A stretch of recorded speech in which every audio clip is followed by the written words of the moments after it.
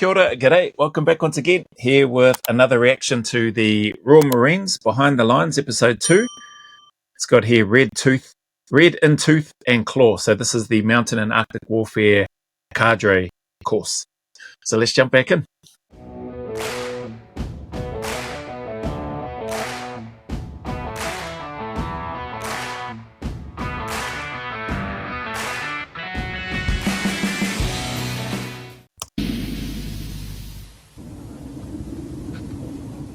The tourists have gone. It is November, and this island in the Scottish Hebrides is shut. Except, that is, to a group of men brought here to learn how not to die. Phase 2 of the many phases of the making of a Mountain and Arctic Warfare Royal Marine is governed by a single word: survival. The euphoria of initiation to an elite Special Forces unit is over. Suddenly, the instructors are remote and laconic. Illogical requests, staring at a blank wall for hours, demand blind obedience and induce a mood of apprehension. It's like they've been put in timeout. Their transport roars homewards to the mainland, leaving them to learn to live by wits alone. But for how long? 10 days? 10 weeks? No one will tell them. That's cool. It's awesome not knowing that aspect of it, the uncertainty, the not knowing of how long they're going to be expected to survive for, or whatever this phase is. I wonder if they even know that it's the survival phase of their course. Pretty cool.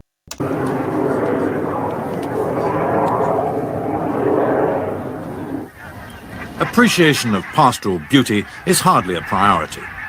Geese in flight are quantified only by the calorific value of their slowest member. This brutalizing process began some days earlier in a Plymouth classroom. So what we're going to go on to now are the different types of reptiles and insects that are edible, that may save your life or your companion's life when you're out in a survival situation. What we have then on the reptile side are lizards, snakes, frogs, that sort of thing, and they are all edible. Okay, what we've got coming up for you now is a worm omelette. I think I remember seeing that at the end of part 1 of this series, the 7-part series. So this is part 2. Sorry, I should have mentioned that. And I was looking, I was like, what are those? Are those worms? So a worm omelette. That's right. I remember we were having to eat the worms just raw as they were, amongst other things. So at least they're a worm omelette. I'm assuming they're using eggs with that. As Europeans, we're not used to eating insects, and people have died or got very seriously injured or in a bad situation because they haven't eaten things that have been around them. Ophiophobes and others of sensitive disposition are advised to leave the room. This is not a pretty sequence. The novelists who glamorize undercover fighting fail to mention episodes like this. Whenever you're eating insects or have to eat, you're in a situation where you have to eat insects, never eat insects that are dead or are suffering through disease or ill. Obviously, they're walking around with crutches on, then don't eat them. It is suffering from a disease or are ill. Yeah, like we're going to know, mate. Crack up. I think there's a slip of the tongue there, and then he's trying to cover that up. So it looks like he has got eggs, chucked in a few worms. It's not bad, to be honest. You got eggs with it. It's better than just, well, didn't really matter. It's just, they didn't really taste like anything, to be honest, worms by themselves. We have here are worms. If you haven't got anything to eat with it, they can just be eaten as they are raw. And they are highly nutritious. All right, not much in calories, but as you will see, they're not that bad.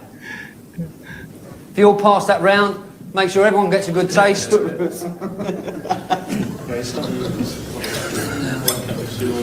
I can't eat another thing.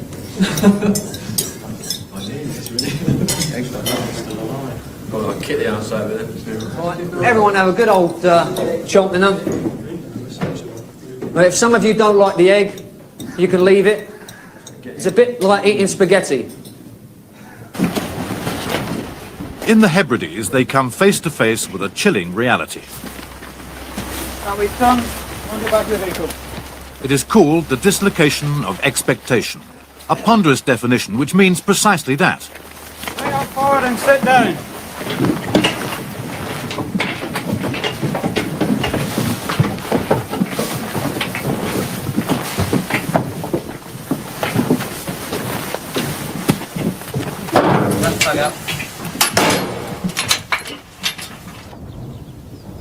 Oh. I wonder if they get rifles to and live ammo to kill something a bit more substantial, maybe. Who knows? Observed dispassionately by the resident monarch of the glen, they move off for lesson 1 of their survival course. It starts where Baden-Powell left off. They can't see out. They don't know where they're going.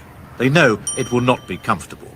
They also know that having chosen to fight behind enemy lines, their lives may depend on what they assimilate here.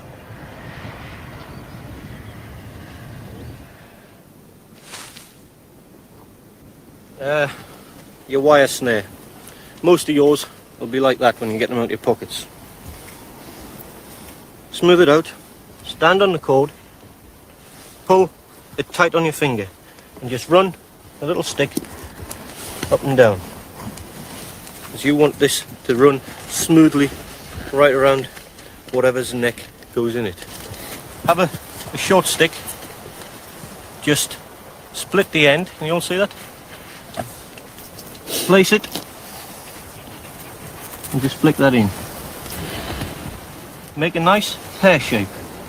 You don't want it too high, or you'll push it out the way that way. You don't want it too low, or you'll just flatten it. You're not trying to snare them by the leg, you want them by the neck. So just turn it so it's about there, about a fist height off the ground. Now the duck down there, in, pull, and you've got him. A little bit of natural history for you. Can you see how all the rushes there are blown with the wind? Now the rabbits during the day, if it's been raining, or it's a nice sunny day like this, an unusual day, come out and lie and dry off in the sun. So this is where your big stick comes in handy. If you keep downwind, because they'll be on the leeward side, keep downwind and you spot one. Don't look at him, don't try and stare him out, just walk up, keep walking, go at a tangent to him, and when you spot him, whack him on the head. Just follow on behind, lad. Nice. Good setup there. I was wondering if I was actually thinking, but I didn't want to push the button. I was thinking, oh, maybe he's just doing a dry demonstration with nothing. But it seems like here's one I prepared earlier. Cracker. The next thing you're going to come across is probably the ferret.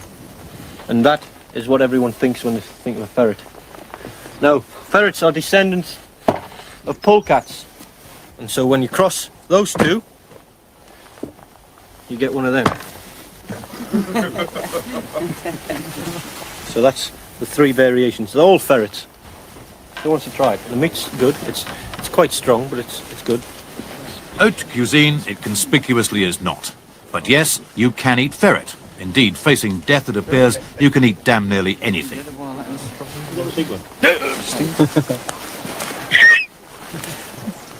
Take it way up there. Not much to get a hold of, Jack. Then just peel it away.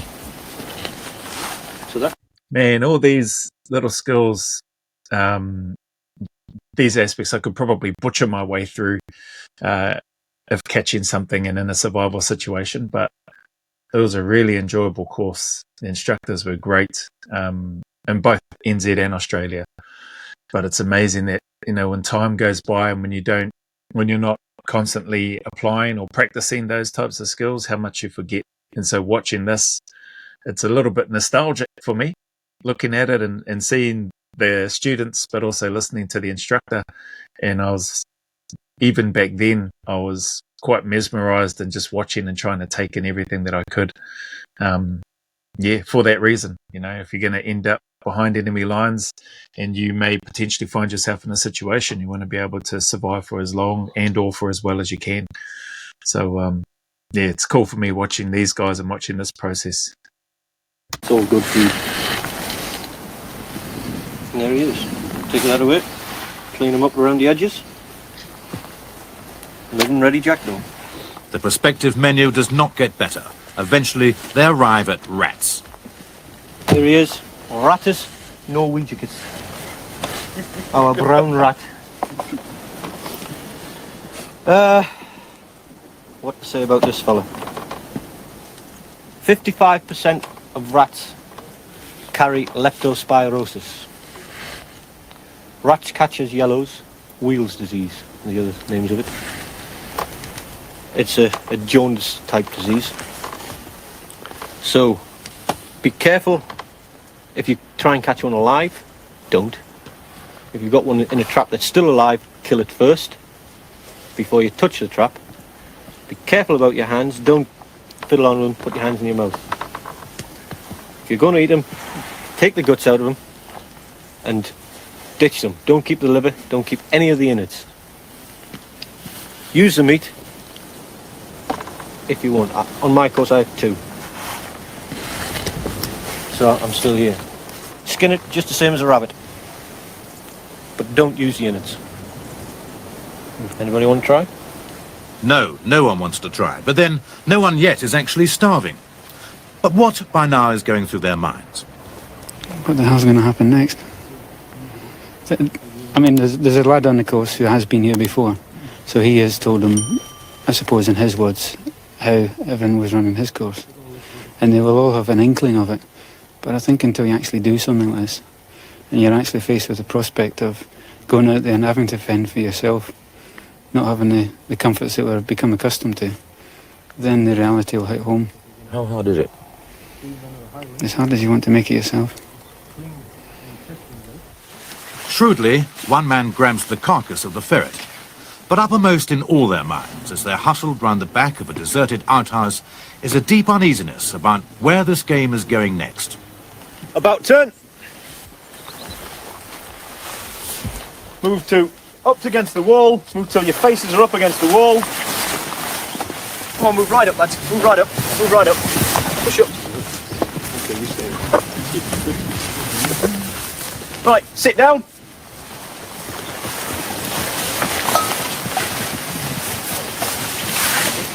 Cross leg.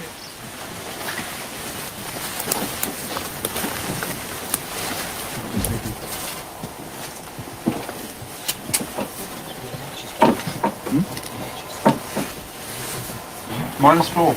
Target last night. It's going to be cold this week and wet.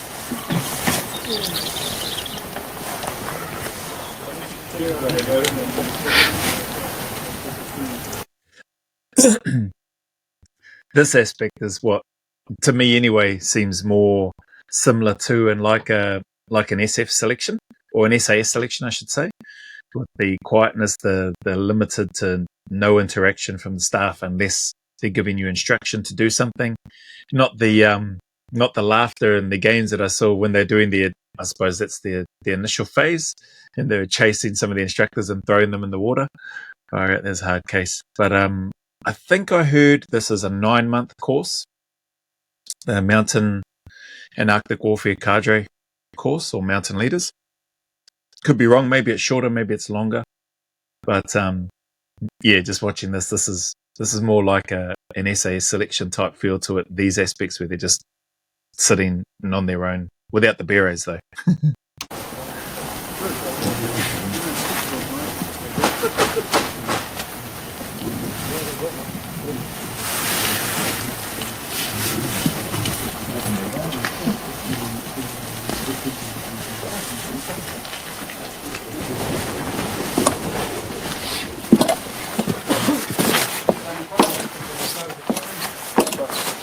front of each of the piles of clothing. Facing me. Take all your clothes off except for your nicks.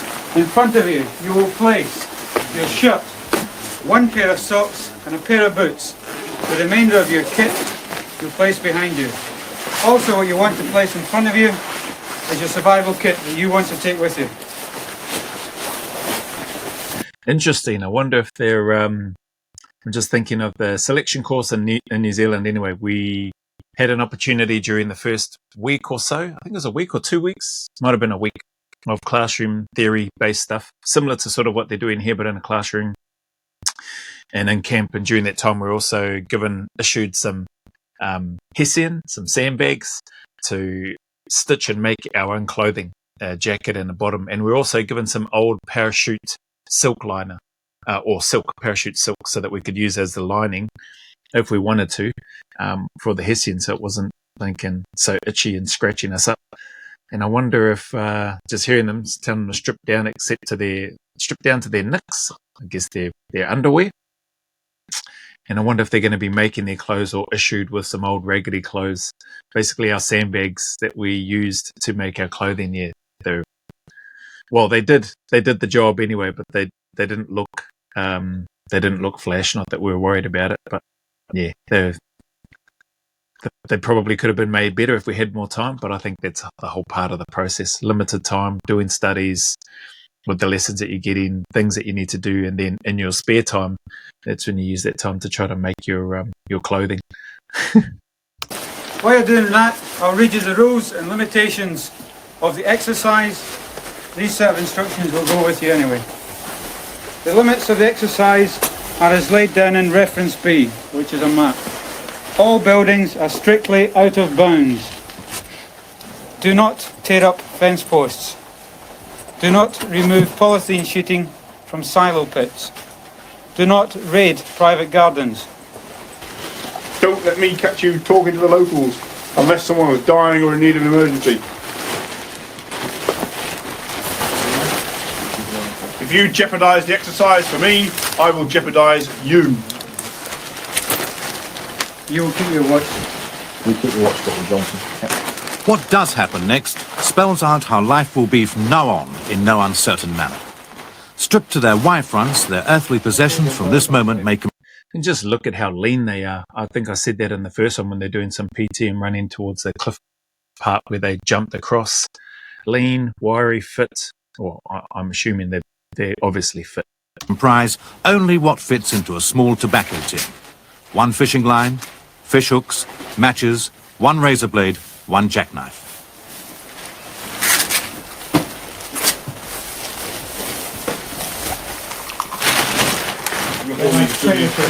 Check the kit.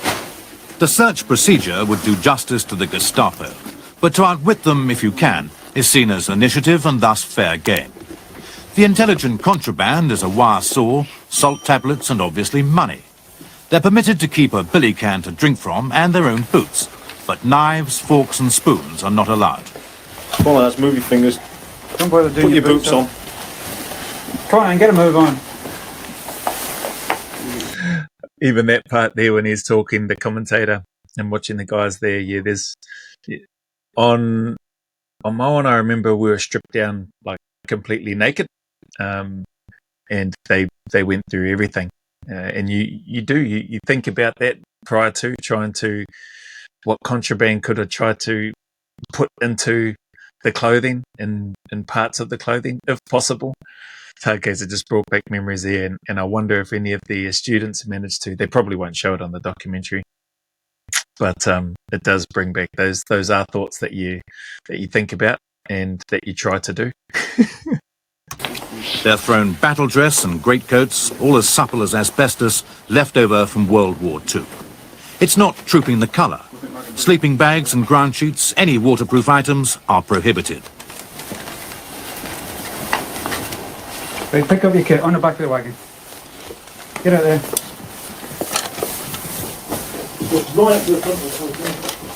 Get out there. You can leave the straw.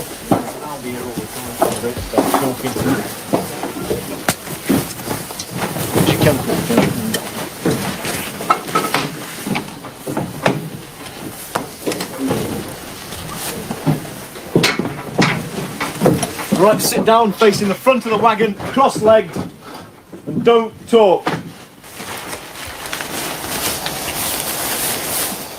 Right, neck is off, bend over.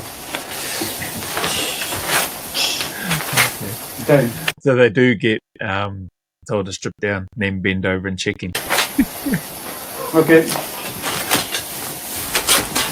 Has been known before. Okay, check the kit. No group is prohibited with It's interesting they don't make them squat down and cough a few times. But anyway, within 500 metres of any building. No contact is to be made with the local population or other groups.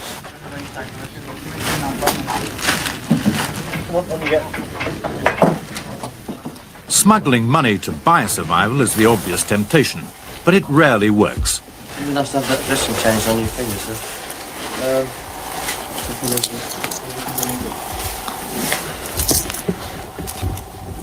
Oh, now look what we found here, sir. Is this for us to go ashore tonight, is it? A modest banknote is found in the hasp of a jackknife. Quick as you can, lads. Get all your kit together. Can't buy much of this island for a pound. Good. this makes me laugh, man, because it's it just shows, it's a testament to how, I suppose, the ingenuity of people, innovation, for want of a better term, trying to find ways to get things past, in this case, the instructors. But it's also, similar in the prison system. Not that I've been in prison, but having worked in a space where I was fortunate to work with men that have been in and out of the prison system. I've mentioned in other videos for long periods of time, and hearing some of their stories, and also working with a number of the corrections officers, case managers and stuff within that system as part of the job that I was in before. It always, makes, things like this, seeing this makes me smile, and thinking back to some of my time on the selection course in terms of combat survival and trying to get contraband past, and just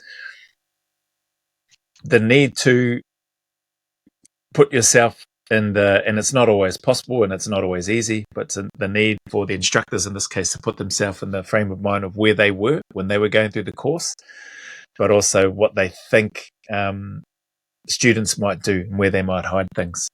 And you can see the level of detail that they're going through and inspecting and checking everything, and then finding, what did he say, a modest banknote.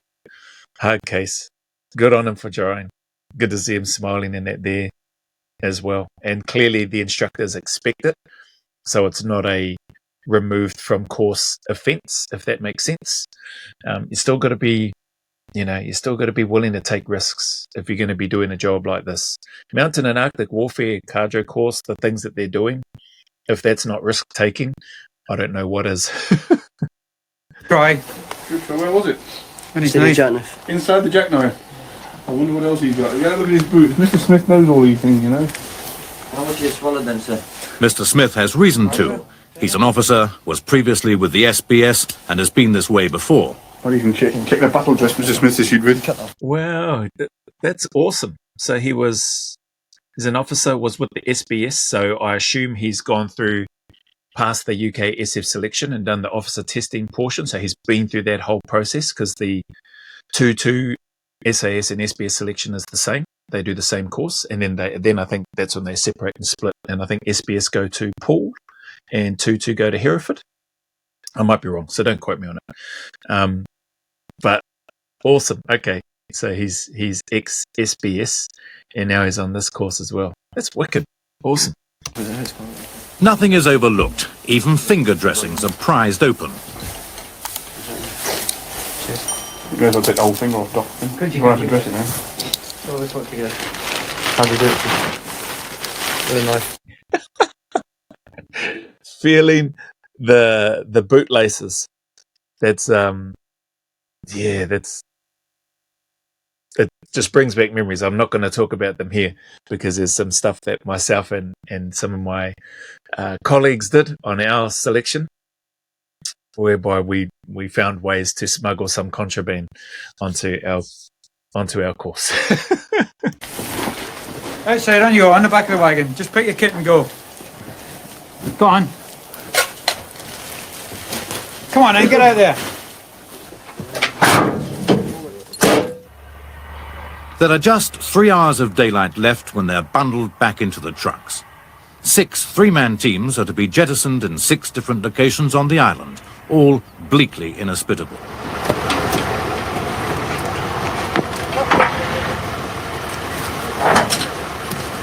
Get your map out.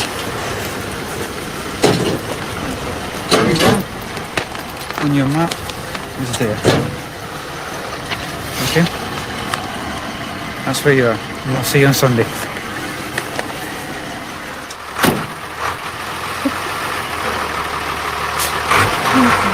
That's where you are. I'll see you on Sunday. Oh, incidentally, just before you go, so we're not. Did you manage to get anything through? Yeah. But what did you get? I mean, tell us. I've got a wire saw in my boot. Same. You got I got the wire saw. the fiver was just a decoy. Yeah, knew they'd fall for it. Good luck. Crack up. Okay, the 5 was just a decoy. Good drills. Good work. Well, I suppose I managed to get through. I managed to get through some money, and I managed to get through on my course with regards to the equipment, some wire, and a bit of a small, not a wire saw, but it could have been used as a saw if we needed to, but just a bit of wire. I ended up with the wire itself. And what I thought I'd be able to use it for traps and snares and other bits and pieces, didn't end up using it anyway. And I think I might have actually lost mine, but the money came in handy. It's a hard case that these guys got their wire saw through, or at least 2 of them anyway. I'm not sure if the other guy. There were some guys as well that didn't get anything through. There were some guys on mine that didn't try to get anything through, and that's okay as well. But yeah. I'm pretty sure the vast majority of us tried to get something through, whether it was money, whether it was food even. Some guys managed to sneak through like some chewing gum and things like that. And some, what's her name? Bloody Voltaren. Voltaren was all the rage. Voltaren pills, anti-inflammatory pills. So, anyway. Okay, thanks. See you. Thank you very much. Likewise. This is in the middle of nowhere. We've got three logs. I wonder if they have a hunter force looking for them. So typically on the SAS combat survivals portions of your course, which is in NZ and Australia, it's usually the during the cycle. There's usually a hunter force looking for you as well. Oh, actually, did we have a hunter force in Australia? Geez, I'm trying to think. I don't know I think there might have been a hunter force, but there definitely was one in New Zealand. I've spoken about that. Can't remember now if there was a hunter force in Australia. Maybe there wasn't. Yeah, anyway, I wonder if they've got a hunter force here. So in NZ, it's a pretty big deal. You get a whole battalion chasing you. Some of the Air Force are involved.